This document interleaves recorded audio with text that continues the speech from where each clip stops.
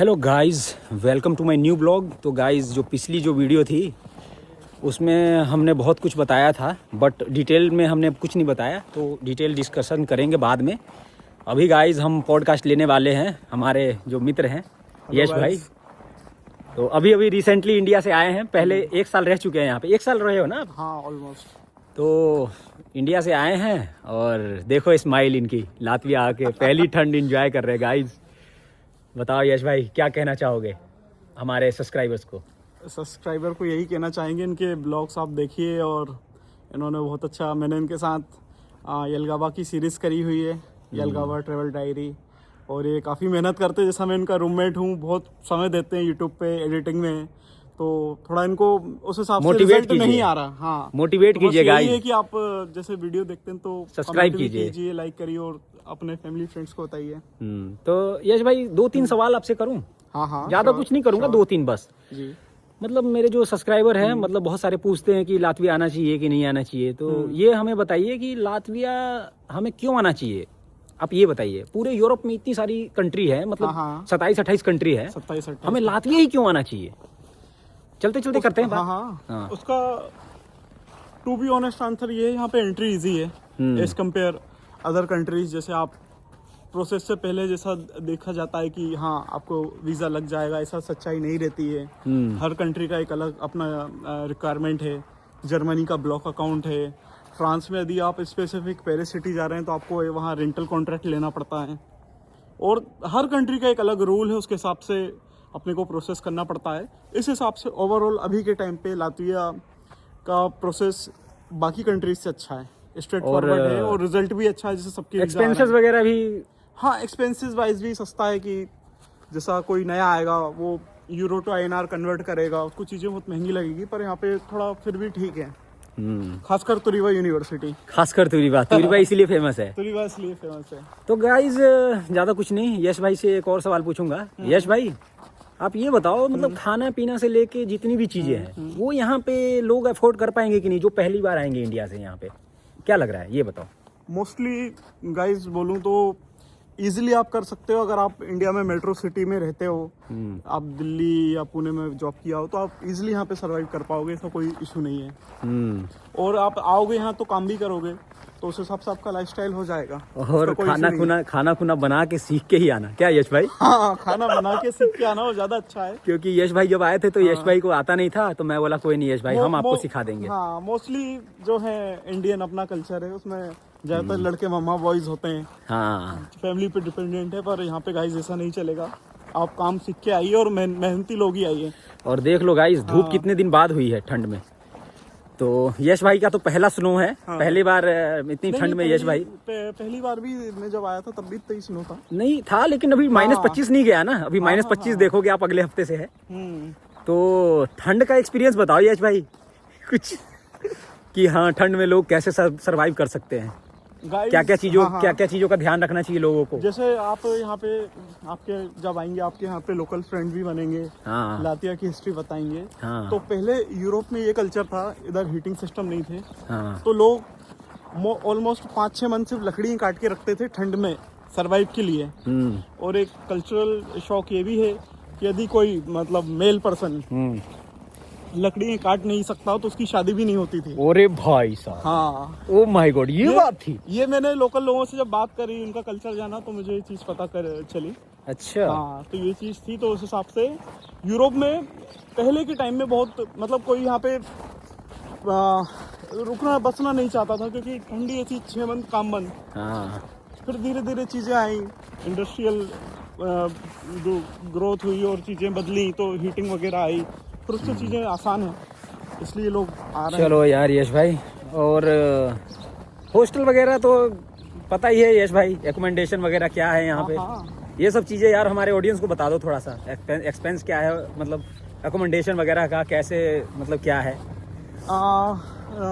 तुरीवा का या in general? In general और तुरीवा दोनों का कंपेयर कर दो आप।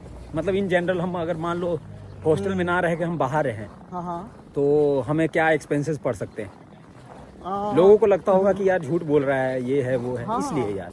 देखिए जैसा आप हॉस्टल में रहते हैं, आप तुरीवा की अगर वेबसाइट पे जाएंगे, हॉस्टल वाली वेबसाइट पे, तो उस पे जो अभी मंथली रेंट है वो ऑलमोस्ट अभी 95 यूरो पर मंथ है और फॉर शेयरिंग। पर जैसा सब लोगों की लाइफस्टाइल है, अगर वो फोर शेयरिंग में रहना चाहें तो 95 है, अगर वो 2 शेयरिंग में रहना चाहें तो ऑलमोस्ट 160 170 है। यदि वो बाहर भी रहना चाहें तो ऑलमोस्ट मानिए 250 से 250 टू 300 यूरो यहाँ पे उन्हें मिल सकता है लो एंड पे। पर अगर आप और हाई फाई जाना चाहें तो उसकी कोई लिमिट नहीं है। अच्छा, तो यश भाई ज़्यादा कुछ नहीं, आज आप बहुत स्मार्ट लग रहे हो। Thank you, और bro. कहना ज़्यादा कुछ नहीं था, हमें ये चीज़ें जाननी थी कि देखो लोग आते हैं यहाँ पे स्टडी वगैरह करने के लिए और लोग यहाँ से निकल जाते हैं बिना स्टडी कंप्लीट किए हुए, तो उस बारे में क्या कहना है? मुझे तो मोस्टली ये चीज़ें देख के दुख होता है, क्योंकि फर्स्ट ईयर की ऑलमोस्ट लोग फीस भर के आते हैं, जो ऑलमोस्ट 4,000 यूरो समथिंग होता है। तो मुझे तो दुख होता है कि उन्हें एटलीस्ट आप जिस मकसद से आए वो पूरा करना चाहिए। आप स्टडी पर्पस से आओ, एटलीस्ट आप स्टडी अच्छे से करो, कंप्लीट करो, देन डिसाइड करो क्या हो रहा है। यदि आप मूव भी होना चाहते हो तो स्टडी की बेसिस पे यहाँ से ट्रांसफर लो, वो ज़्यादा अच्छा और सारा कुछ रिसर्च करके आओ यूरोप। हाँ, क्योंकि लोग बिना रिसर्च किए आ जाते हैं एजेंट के बातों में और यहाँ आके बाद में रोने लगते हैं कि फंस गए हम। सही बात है ना? मैंने देखा है, आपने भी देखा होगा शाहिल भाई, जैसे यूनिवर्सिटी में बहुत बच्चे आते हैं, वो 6 दिन बाद भी चले जाते हैं, निकल जाते हैं। हाँ। तो आप पॉजिटिव रहिए, अच्छे फ्रेंड बनाइए, फ्रेंड सर्कल अच्छा बनाइए। और यहाँ पे वैसे नहीं तो चीज़ें डिफिकल्ट हैं। और एक चीज़ और पूछ रहा था, मतलब कि अगर इंडिया से लोग अगर वीज़ा लगवाए यहाँ पे तो कितने पैसे में वीज़ा लग जाता है? ये फैक्ट लोगों को जानना है यार। लोग बोलते हैं 10-10 लाख, एजेंट बोलते हैं 15-15 लाख। कितने पैसे लग जाते हैं टोटल खर्चा, FTS UFTS जो भी मतलब है सारा टोटल मिला के बताओ, और FTS को हटा के भी बताना आप। FTS को हटा के, जैसे आपने एप्लीकेशन फीस की, मैं तुरीवा का ही जानता हूँ मोस्टली। हाँ, तुरीवा का ही बता दो। तुरीवा में आपको एप्लीकेशन फीस 200 यूरो है। देन उसके बाद आपको एडमिशन आएगा वो इंटरव्यू के बाद। देन फिर आपको सीट सिक्योर का 500 यूरो जमा करना पड़ता है। देन उसके बाद यहाँ की फीस जो कॉन्ट्रैक्ट रहता है, कॉन्ट्रैक्ट में आपको मनी पे करना पड़ता है। मनी के बाद आपका OIC होता है, जो डॉक्यूमेंट वेरिफिकेशन होता है।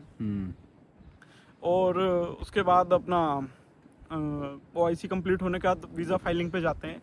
तो ऑलमोस्ट फीस के बाद जो भी 400-500 फीस है, उसके बाद मोटा मोटा खर्चा मानूँ तो 1 लाख समथिंग मानिए आप। जो फीस को हटा के फीस हटा के ना, फीस हटा के अगर फीस का मिला दे तो टोटल कितना होगा? 5 लाख। 5 लाख में बंदे का प्रोसेस हो जाएगा, हो जाएगा।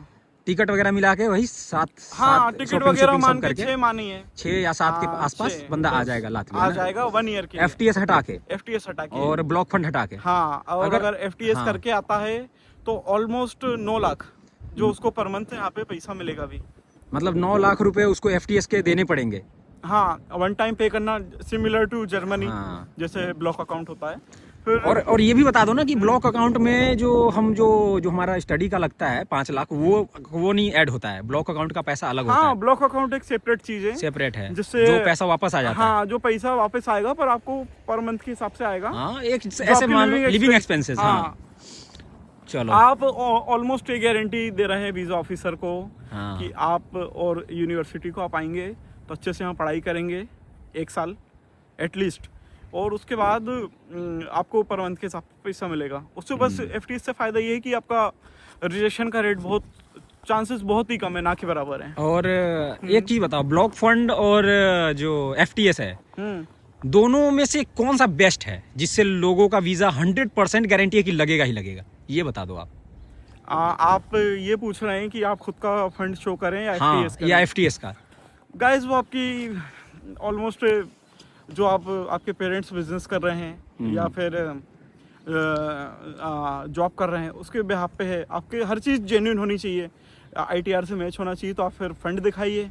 अगर आपको ऐसा कुछ है कि आपके पेरेंट्स की जो है इनकम वगैरह स्ट्रांग नहीं है, तो आप FTS करके आइए।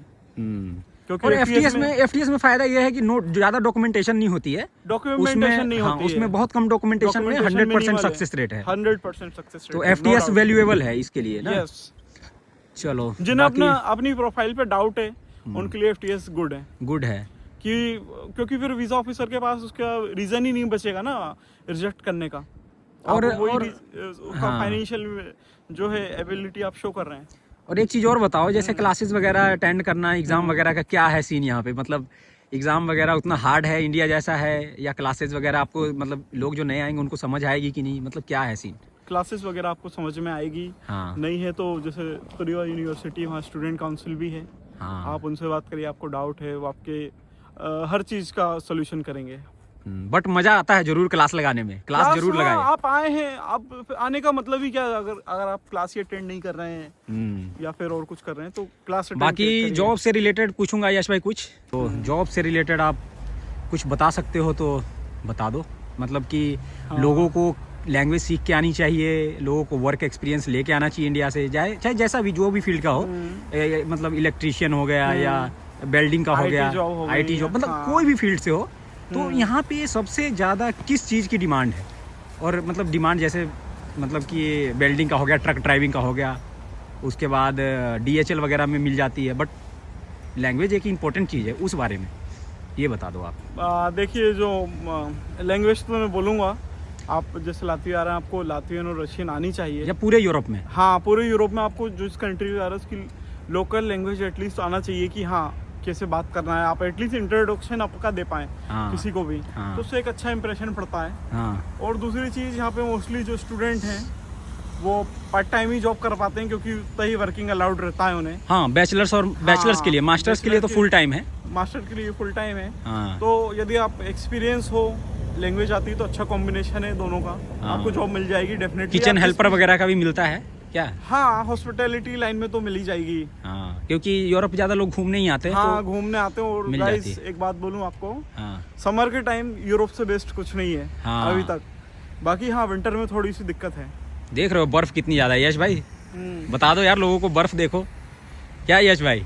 अब बर्फ है, बर्फ में सबसे हाँ बोलो यश भाई। चीज यही कि बर्फ जम जाती है, उससे आपको फिसलने का डर रहता है और आप उस पर गाड़ी नहीं चला सकते। वो ब्लैक आइस जम जाती है, इससे गाड़ी स्किट होती है, तो बस संभाल के अपना। और एक चीज और बताओ, लोग यहाँ सबसे ज्यादा बोल्ट वोल्ट ही करते हैं। हाँ, इंडियन स्टूडेंट। क्यों, ऐसा क्यों? मतलब जॉब जूब्स का भी कुछ पंगा पड़ रहा है ना यहाँ पे, वर्क परमिट वगैरह का भी पंगा पड़ता है। हाँ, क्योंकि जो भी कंपनी है उसको भी नॉन EU सिटीजन हायर करती है, उसको उसका टैक्स भी पे करना पड़ता है गवर्नमेंट को। तो कंपनी चाहती है कि हमें कोई लोकल बंदा मिल जाए EU से रिलेटेड, EU कंट्री से रिलेटेड, उसको उन्हें पे ना करना पड़े। ये इकोनॉमिक्स गेम है कुल मिला के, तो बस यही रीज़न है। चलो यार, बाकी सारा कुछ तो हमने यश भाई से पूछ ही लिया है, और बहुत बहुत थैंक यू यार यश भाई आपका कॉर्पोरेशन के लिए।